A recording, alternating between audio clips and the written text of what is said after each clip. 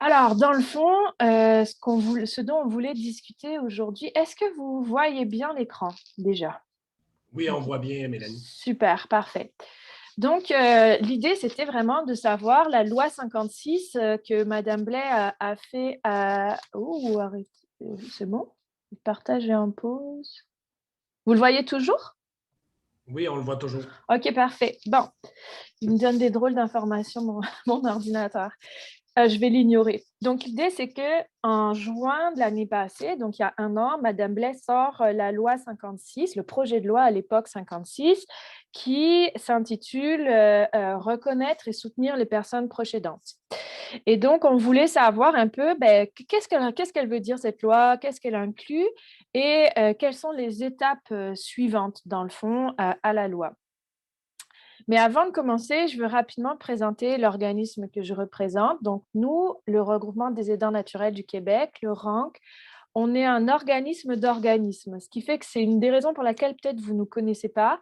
On est vraiment au niveau provincial, donc on regroupe des organismes qui, eux, offrent du soutien direct aux proches aidants à travers tout le Québec. Et donc, le GAZO, par exemple, est membre chez nous et un membre très actif. Notre mandat, dans le fond, c'est de promouvoir, de défendre les droits des personnes proches aidantes et des organismes qui les soutiennent, de sensibiliser la population, les décideurs politiques, les employeurs, les gestionnaires du réseau de la santé, et aussi d'aller vers, de créer des connaissances autour des proches aidants et de les diffuser le plus possible.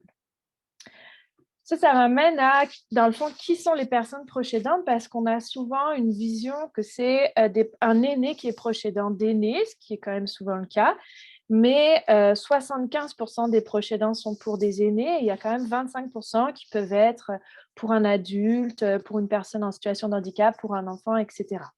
On met environ 2 ans avant de se reconnaître personne proche aidant.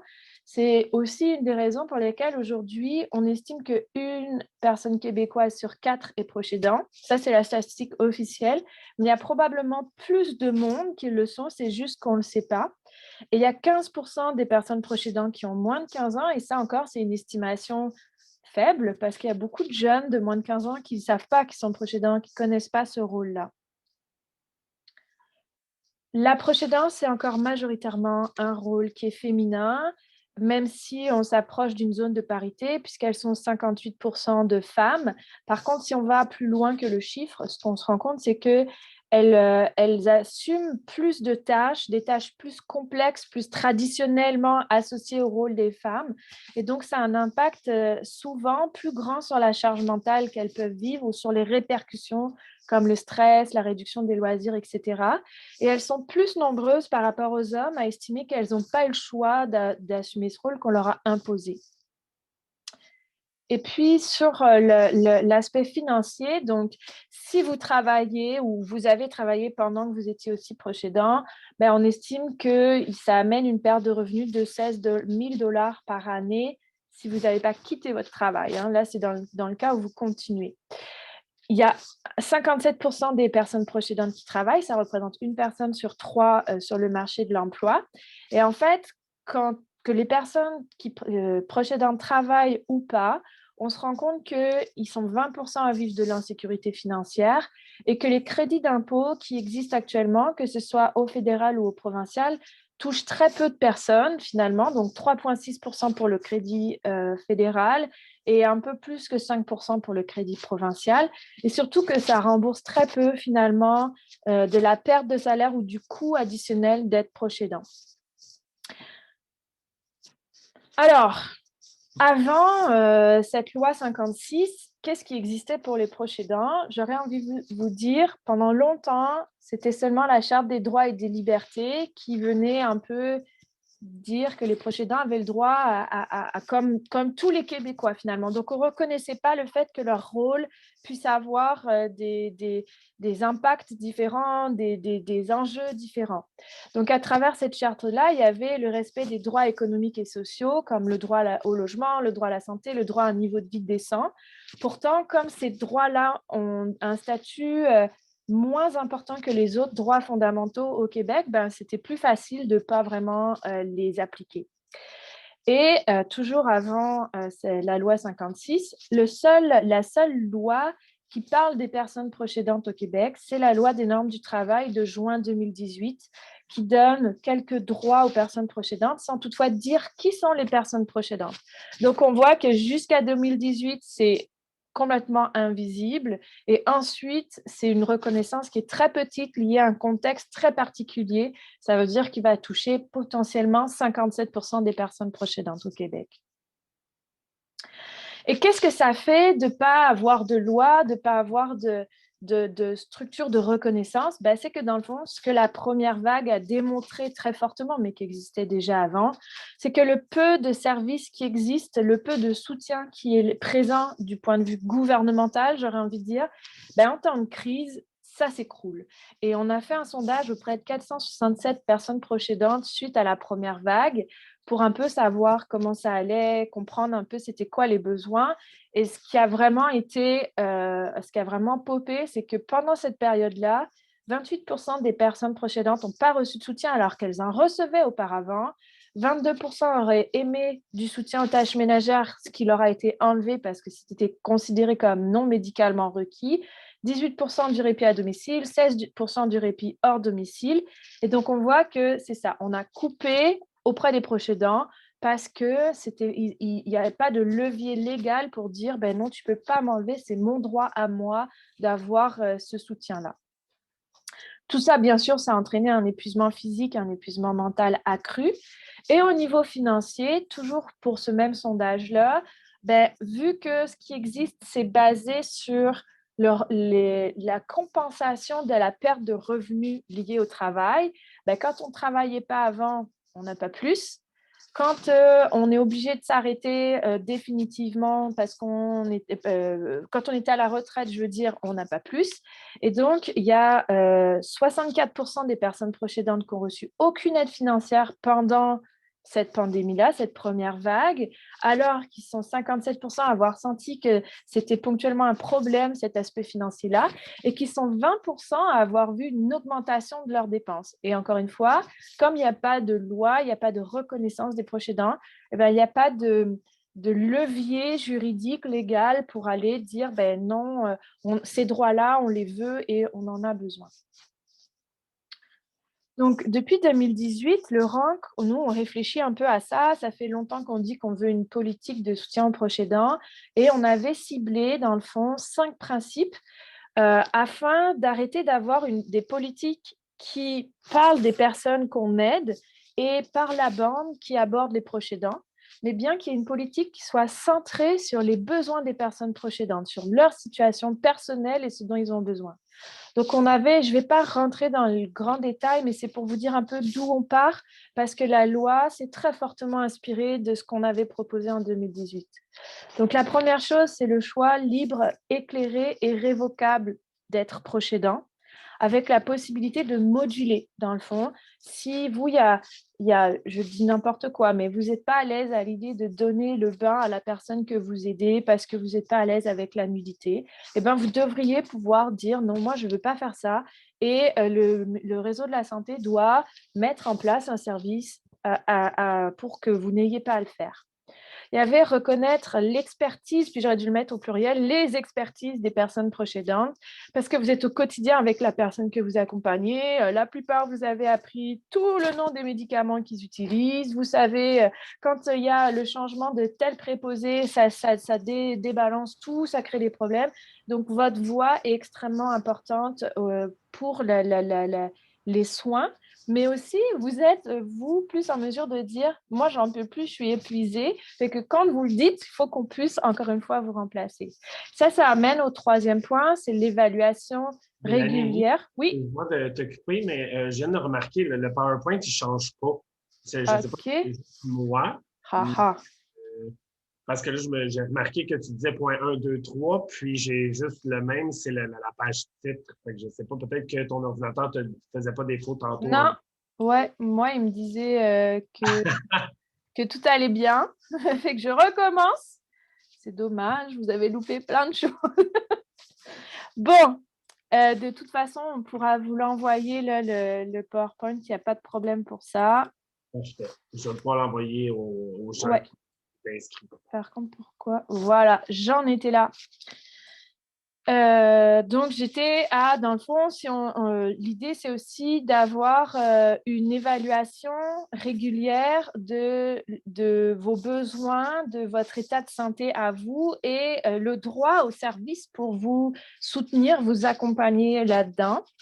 Le quatrième point, c'était la lutte contre la précarité financière. Donc, que ce soit parce que vous travaillez ou pas, que vous ayez qu'il y ait des systèmes pour compenser soit les pertes de revenus, soit les dépenses additionnelles.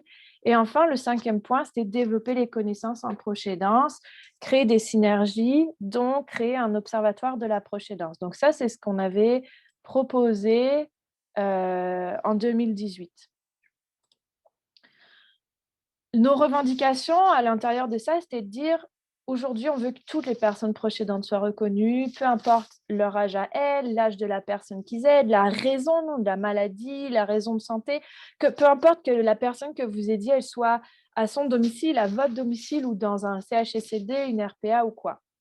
On voulait aussi arrêter de diviser la proche aidance en maladies selon des silos, ou par exemple, si vous êtes proche aidant à la fois de votre conjoint qui a la maladie de Parkinson, vous êtes suivi au SAPA dans les soins à domicile, mais si vous êtes en même temps proche aidant de votre fille qui a une sclérose en plaques, ben là, vous êtes suivi en déficience physique, fait que vous évoluez auprès de plein de réseaux de la santé différents, vous n'avez pas les mêmes droits, vous n'avez pas les mêmes service en tant que proche aidant. On voulait aussi reconnaître et favoriser l'équipe proche aidante pour favoriser l'implication de l'entourage et pas seulement une seule personne proche aidante qui assume toutes les sphères.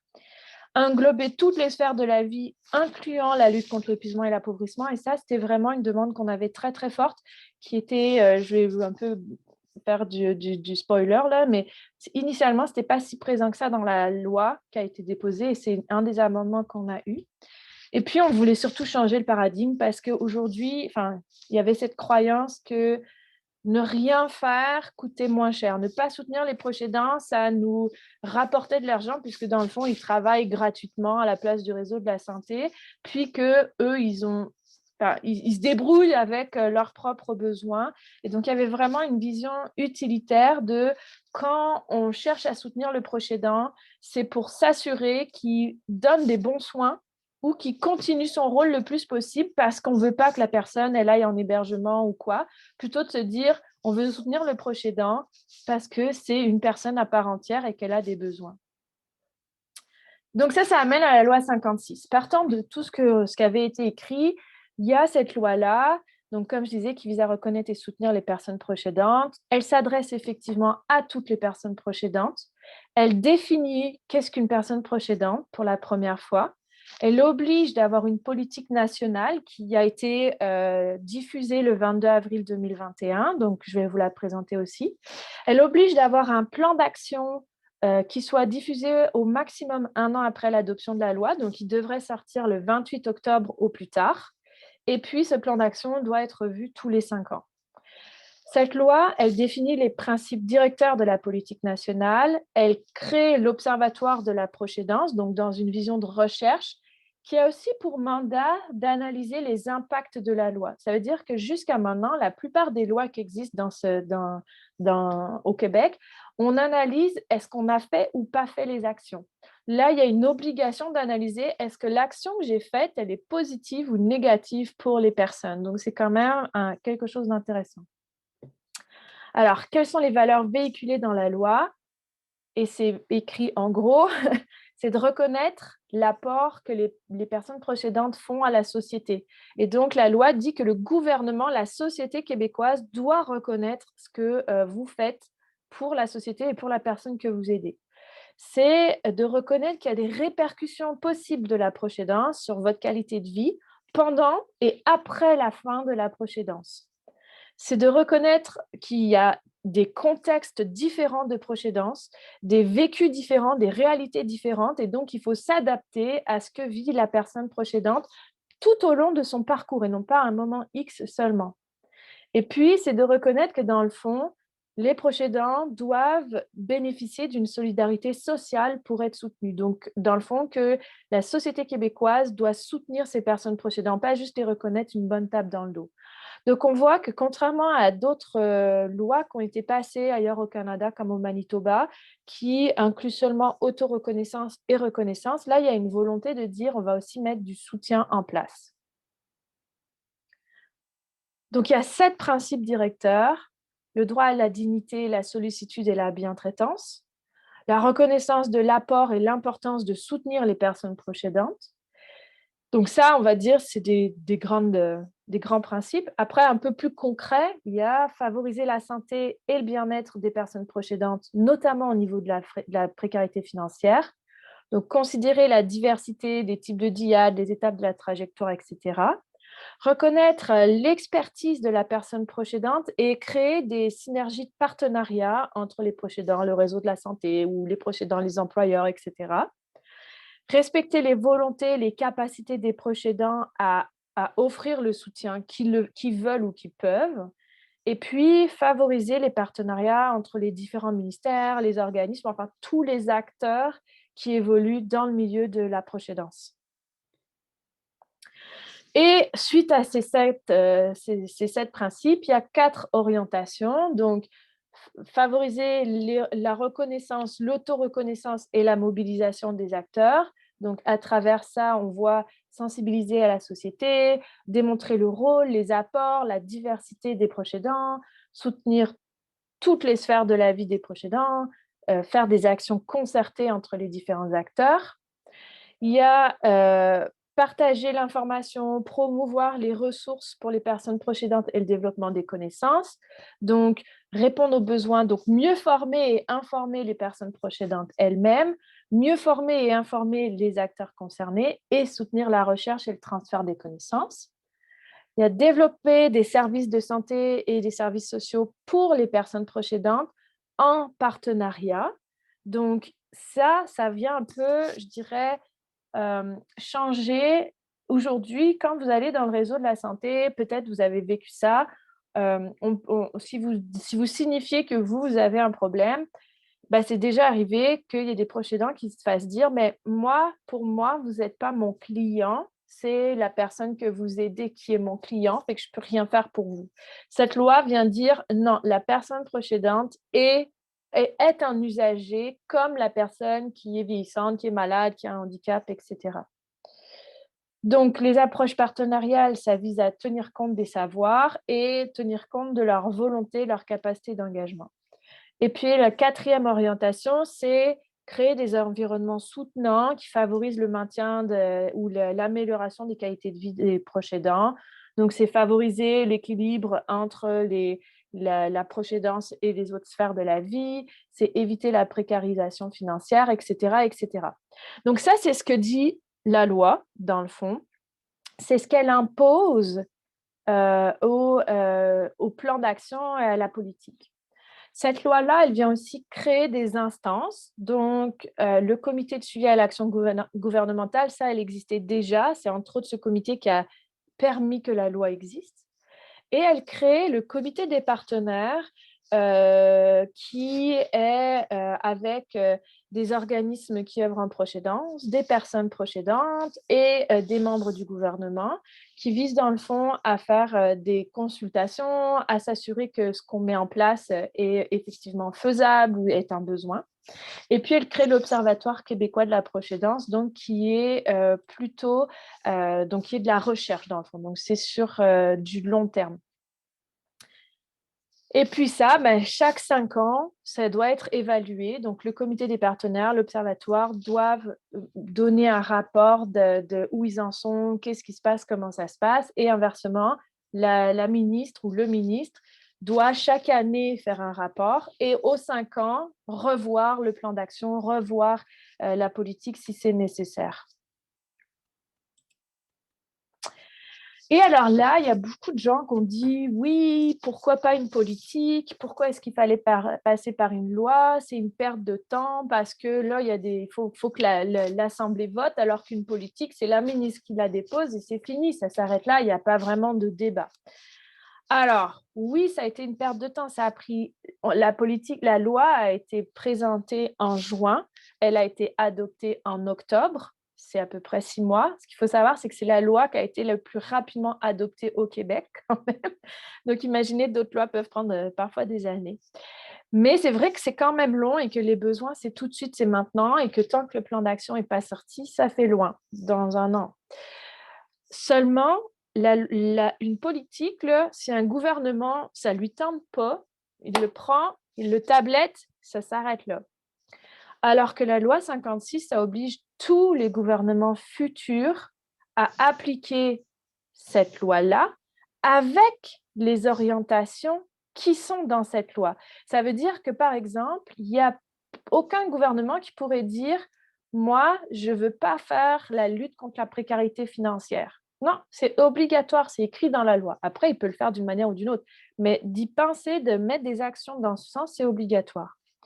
La loi, elle oblige tous les ministères à tenir compte de cette loi et à évaluer, est-ce que quand moi je crée la loi du taxi, par exemple, est-ce que ça va avoir un impact sur les proches aidants de personnes qui utilisaient le taxi transport adapté? Oui, donc je dois le nommer, je dois regarder comment diminuer ces impacts-là. Elle oblige, comme je disais au début, l'évaluation des impacts de la loi et pas juste est-ce que j'ai fait les actions. Et puis, elle rend le ministre imputable. Et ça, c'est aussi un levier important pour des organismes tels que le nôtre ou même pour vous en tant que personne proche aidante. Avoir une loi, ça veut dire que vous pourriez porter plainte contre le gouvernement, par exemple, faire un recours collectif contre le gouvernement. Donc, ça vous donne des leviers juridiques. Alors, comme je vous le disais, la loi, elle définit qui sont les personnes proches aidantes. Je ne veux pas rentrer dans le détail de la loi, je veux juste mettre en avant différents points qui sont importants. C'est qu'elle reconnaît qu'on peut être proche aidant, peu importe la raison de santé de la personne qu'on aide, peu importe le lien qu'on a aussi avec elle, dans le sens que vous pourriez très bien aider un ami ou un voisin et être reconnu comme proche aidant parce que vous déployez beaucoup d'énergie, beaucoup de temps à aider cette personne. Vous n'êtes pas obligé d'être de sa famille. Ensuite, comme je disais, elle amène l'idée que vous pouvez dire, moi aujourd'hui, je suis plus capable pour des raisons de santé ou peu importe d'être proche aidant, je veux qu'on me remplace ou je veux pouvoir que la personne soit hébergée, donc une sorte de révocabilité. Et puis, elle définit dans le fond pourquoi est-ce qu'une personne est proche aidante? Parce que, par exemple, moi, je pourrais, une fois de temps en temps, aller couper le gazon de ma voisine, aller lui faire son épicerie, sa grosse épicerie tous les 3 mois. C'est pas pour autant que je suis proche aidante. Je suis juste une voisine qui lui donne des coups de main. Donc, la différence, c'est vraiment l'objectif que la personne a en arrière. C'est-à-dire que ce que les proches aidants visent, c'est favoriser le rétablissement de la personne aidée quand c'est une raison de santé qui le permet, ou maintenir et améliorer la qualité de vie, soit à domicile, soit dans d'autres lieux de vie, ou favoriser la fin de vie dans la dignité. Et ça, c'est important parce que ça vient dire aux professionnels de la santé ou aux autres acteurs, dans le fond, voilà qui est proche aidant. Et voilà aussi, qu'est-ce qui fait que ça peut être difficile d'être proche aidant, c'est que si, par exemple, le réseau de la santé ne vous permet pas de favoriser le rétablissement de la personne ou d'améliorer sa qualité de vie, mais vous allez vous démener encore plus pour y arriver, donc vous êtes encore plus à risque d'épuisement. Enfin, l'autre chose qui a été mise dans la définition, c'est l'aspect répercussions potentielles, dont les répercussions financières sur votre santé physique, mentale, etc. Ça, ce n'était pas auparavant. On reconnaissait les tâches que vous faisiez, mais pas l'impact que ça avait sur vous. Et c'est vraiment important de le mettre dans la loi parce que ça démontre pourquoi le soutien il est nécessaire. Alors, les effets prévus, bon, c'est meilleure reconnaissance, plus d'auto-reconnaissance. C'est la possibilité aussi de travailler sur les objectifs de la personne proche aidante. Ça veut dire que si vous voulez absolument que votre personne décède à votre domicile, mais que son état de santé est tellement grave, que les soins qui sont tellement importants que ce n'est pas possible, alors c'est de travailler avec vous comment est-ce qu'on peut atteindre un juste milieu. C'est aussi éviter la négation des impacts de la proche aidance. Comme je disais au début, on met 2 ans avant de se reconnaître proche aidant en moyenne, il y en a, c'est beaucoup plus.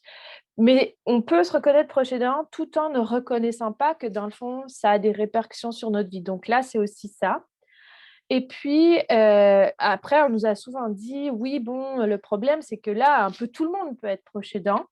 C'est vrai que cette définition est très, très large, mais c'était fait de manière spéciale, dans le fond, pour être sûr que tout le monde se reconnaisse proche aidant. Par contre, ça ne veut pas dire qu'après, tout le monde aura droit, je dis n'importe quoi, mais à du répit pendant 3 semaines d'affilée par année. Ça va dépendre de la situation, de l'ampleur de ce que vous offrez, de votre soutien. Donc, dans le fond, on vise une définition large, mais les programmes, ensuite, les mesures auront des critères restrictifs, comme c'est le cas actuellement, par exemple, pour les crédits d'impôt. Et donc, ça, c'est la loi. Puis, comme je vous le disais, la loi oblige la mise en place d'une politique qui est sortie tout récemment et qui s'intitule « Reconnaître et soutenir dans le respect des volontés et des capacités ». Alors, je vous montre globalement le schéma. Prenez pas peur. Ça reprend globalement ce que je viens de dire depuis le début. C'est juste, ça vient nommer des actions structurantes qui vont être mises en place. Donc, des actions qui ont un impact direct.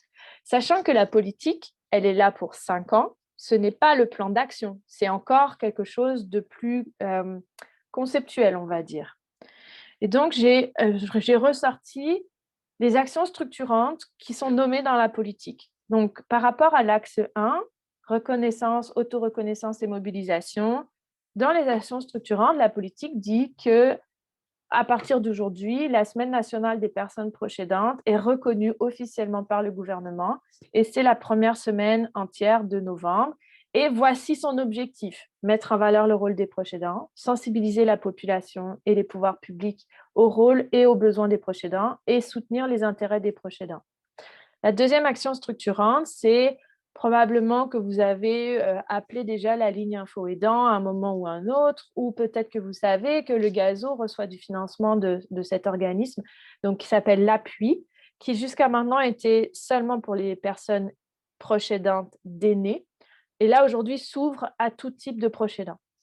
Et puis la troisième action structurante, c'est le réseau de la santé va avoir des coordinations territoriales, donc des coordonnateurs de proche aidance, qui vont faire le lien entre les différents établissements de santé, les organismes communautaires, etc., pour éviter que vous perdiez dans le réseau de la santé. Donc, ils ne vont pas vous être attribués, mais ils vont aider à faire que l'organisation dans le milieu de la proche aidance soit plus claire, plus facile et plus concertée.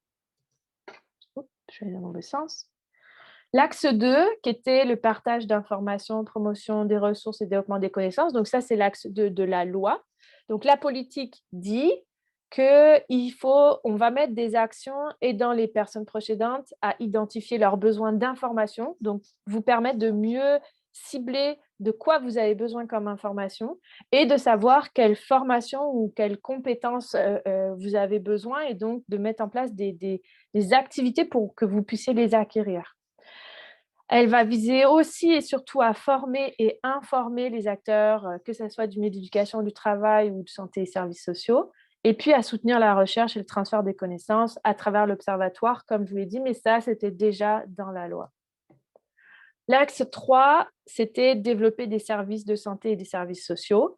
Ça, c'est la loi. Ce que la politique dit, c'est il faut continuer d'améliorer le processus de référencement entre le service Info Aidant de l'Appui et les organismes de la communauté, dont la Fédération québécoise des sociétés Alzheimer, les réseaux de santé et les autres partenaires. Je ne sais pas pourquoi la politique nomme un type d'organisme plutôt que les autres, puisque dans le fond, à la place de la Fédération québécoise, on aurait pu voir le GAZO. C'est vraiment, voilà, c'est le même niveau. Elle dit aussi qu'à partir d'aujourd'hui, les personnes proches aidantes, elles sont des usagers et des usagères du réseau de la santé, comme je vous l'ai dit, mais ça répète la loi, et qu'elles sont des personnes à part entière, et donc elles méritent du soutien, mais ça répète la loi. Par contre, il y a 2 points importants qu'elle vient spécifier. Peut-être que ça a été votre cas.